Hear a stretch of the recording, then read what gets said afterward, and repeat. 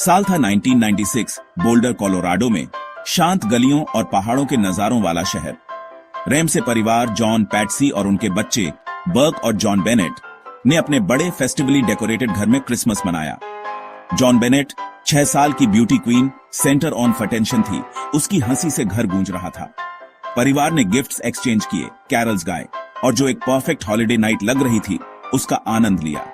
जैसे ही शाम खत्म हुई, बच्चों को बेड पर सुला दिया गया। घर क्रिसमस लाइट से जगमगा रहा था, लेकिन अंतर ही अंतर, एक बेचैनी थी। रैमसीज को नहीं पता था उनकी थ्योनियां बिखरने वाली थी। उस रात की चुप्पी धोखेबाज थी, एक अंधेरे को छुपा रही थी जो जल्द ही परिवार को निगलने वाला था। जब बोल्डर सो रहा था, रैमसे घर के अंदर एक भयानक सीक्रेट पनप रहा था। क्रिसमस की खुशी जल्द ही हॉरर में बिठेल जाएगी और परिवार का सपना एक नाइटमेयर बन जाएगा। एक ऐसी ट्रेजेडी के लिए स्टेज तैयार था जो तीश को परेशान कर देगी। हंसी फीकी पड़ जाएगी, उसकी जगह ऐसे सवाल ले लेंगे जो दशकों तक गूंजेंगे। रैमसे घर, जो कभी खुशी का प्रतीक था, अमेरिका के सबसे एंड्यूरिंग मिस्ट्रीज में से एक का केंथेयर बनने वाला था। यह आखिरी क्वालिटीपूर्ण रात थी जो रैमसीज को कभी नसीब होगी। 26 दिसंबर की सुबह खुशी के साथ नहीं, बल्कि पैट्सी रैमसे की चीख के साथ हुई।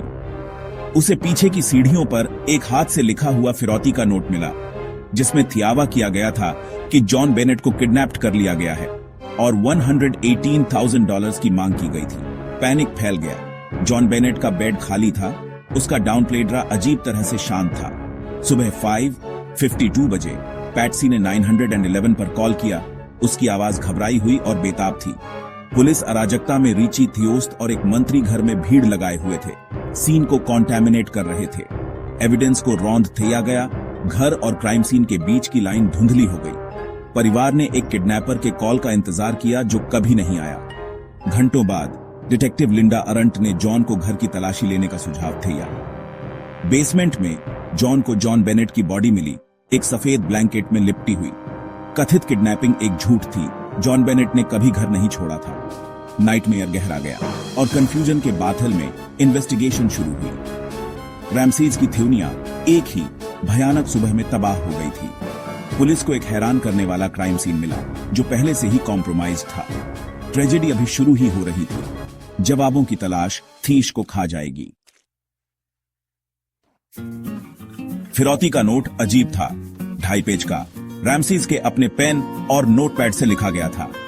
इसमें जॉन के हाल के बोनस के बराबर एक स्पेसिफिक अमाउंट की मांग की गई थी, जो अंदरूनी जानकारी का संकेत दे रहा था। नोट की थिएट्रिकल लैंग्वेज और क्रिप्टिक सिग्नेचर SBTC ने इन्वेस्टिगेटर्स को हैरान कर दिया। एक किडनैपर इतनी देर तक घर के अंदर रहकर ऐसा लेटर लिखने का रिस्क क्यों लेगा? हैंडराइटिंग एनालिसिस इनकॉन्क्लूसिव था। जॉन को बाहर कर दिया गया, लेकिन पैट्सी के रिजल्ट्स एम्बिग्यूअस थे।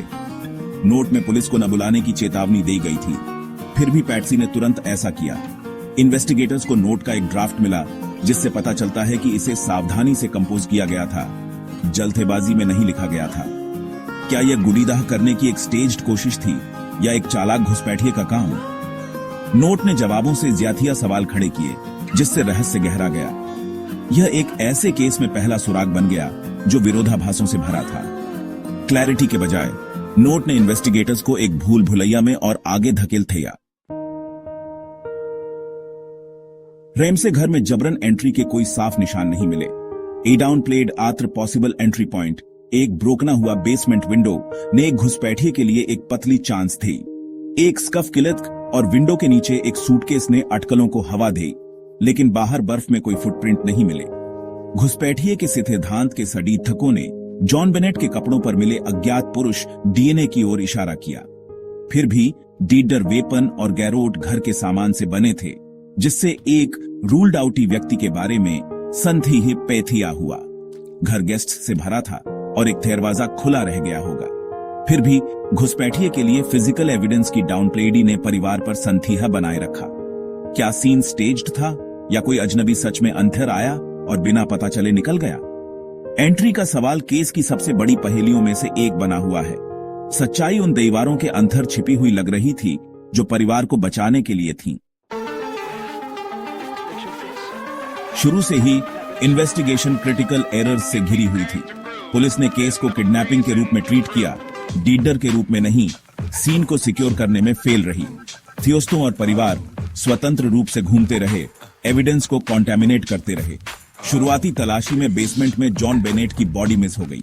जॉन रैमसे ने, पुलिस ने नहीं, उसे पाया और बॉडी को मूव किया, जिससे एविडेंस और डिस्टर्ब हो गया।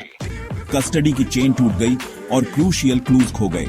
बोल्डर पुलिस ऐसे केस के लिए अनप्रिपेयर्ड थी। शुरू में रैमसीज पर फोकस किया, अन्य लीड्स को अनदेखा कर दिया गया और इन्वेस्टिगेशन की इंटीग्रिटी कॉम्प्रोमाइज्ड हो गई। इन गलतियों ने थेशकों की अटकलों और कॉन्स्पिरेसी को हवा दी।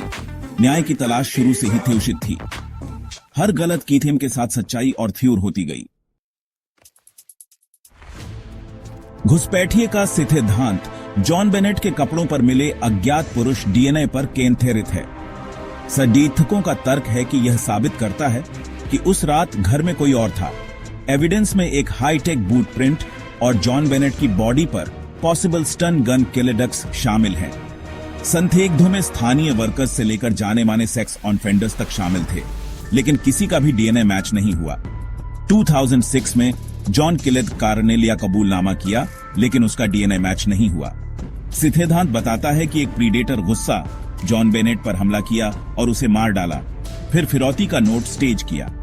घुसपैठिया बिना किसी निशान के गायब हो गया, एक डरावना रहस्य छोड़ गया। येरों की इन्वेस्टिगेशन के बावजूद किसी घुसपैठिए की कभी पहचान नहीं हुई।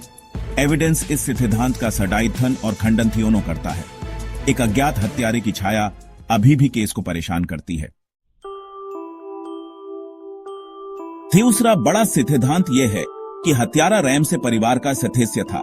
पुलिस और पब्लिक का सन थी जॉन, पैट्सी और यहां तक कि 9 साल के बर्ग पर भी केंद्रित था। कुछ लोगों को परिवार का व्यवहार अजीब लगा और वकीलों को जल्द ही हायर करना संदिग्ध लगा। एक सिनेरियो बताता है कि पैट्सी ने गुस्से के एक पल में गलती से जॉन बेनेट को मार डाला और सीन को स्टेज किया। एक और सिद्धांत बर्ग की ओर इशारा करता है, जो बताता है कि माता पिता ने एक सिबलिंग एक्सीडेंट को कवर्ड अप। फिरौती का नोट, घर में बने हथियार और जबरन एंट्री की डाउनप्लेडी सभी इस नैरेटिव में फिट बैठते हैं। फिर भी एविडेंस परिस्थितिजन्य है और रैमसीज ने हमेशा शामिल होने से इनकार किया है। डीएनए एविडेंस ने 2008 में परिवार को क्लियर कर दिया, लेकिन संदिग्ध बने हुए हैं। बर्ग ने सार्वजनिक रूप से अपनी बेगुनाही का डिफेंडेड किया है, यहां तक कि मीडिया आउटलेट्स पर मुकदमा भी किया है। सीधे एविडेंस या कबूलनामे के बिना परिवार के शामिल होने का सिद्धांत अप्रूव्ड रहता है। सच्चाई हमेशा के लिए उनके घर की दीवारों के भीतर छिपी रह सकती है। जॉन बेनेट केस रातों रात एक मीडिया सेंसेशन बन गया। कहानी के एलिमेंट्स, धन, सौंदर्य, मिस्ट्री ने थीश को मोहित कर लिया। न्यूज क्रू बोल्डर में उमड़ पड़े और हर अफवाह को थीश भर में प्रसारित किया गया। रैमसीज के हर कीथेम की जांच की गई, उनका थ्यूक पब्लिक कर दिया गया। वकीलों के बिना बोलने की अनिच्छा ने संदेह को हवा दी। जनता बंट गई, कुछ ने परिवार को विक्टिम के रूप में देखा, दूसरों ने संदिग्धों के रूप में। लीक्स और अटकलों ने एक भ्रमित करने वाला नैरेटिव बनाया। मीडिया ने अक्सर घुसपैठिए के सिद्धांत को कम करके आंका, रैमसीज पर ध्यान केंद्रित किया। पैट्सी 2006 में मर गई, कभी भी अपना नाम पूरी तरह से साफ नहीं देख पाई। यह केस मीडिया के इम्पैक्ट और पब्लिक परसेप्शन के बारे में एक चेतावनी देने वाली कहानी बन गया। थेस्कों बाद जॉन बेनेट का डीडर अनसॉल्व्ड रहता है। केस फाइल बहुत बड़ी है, लेकिन कोई गिरफ्तारी नहीं हुई है। नए फॉरेंसिक मेथड्स, जिसमें जेनेटिक जीनियोलॉजी शामिल है, आशा प्रथियान करते हैं, लेकिन प्रगति धीमी है। अज्ञात पुरुष डीएनए कुंजी बना हुआ है, लेकिन इसका सोर्स अभी भी एक रहस्य है। क्या यह एक घुसपैठिया था या घर के अंदर कोई? फिरौती के नोट का क्रिप्टिक सिग्नेचर ASBTC अभी भी अनएक्सप्लेन्ड है। हर सुराग दूसरे का खंडन करता हुआ प्रतीत होता है, जिससे केस गतिरोध में रहता है। ट्रेजेडी ने एक परिवार को तबाह कर दिया और एक राष्ट्र को मोहित कर लिया। यह केस एविडेंस के इंपॉर्टेंस और मीडिया ट्रायल्स के खतरों का एक सबक है। अभी के लिए सच्चाई उस कोलोराडो घर की चुप्पी में छिपी हुई है। जॉन बेनेट के लिए न्याय अभी भी पहुंच से बाहर है। उसके केस की छाया बनी हुई है, एक ऐसी सफलता का इंतजार कर रही है जो कभी नहीं आ सकती।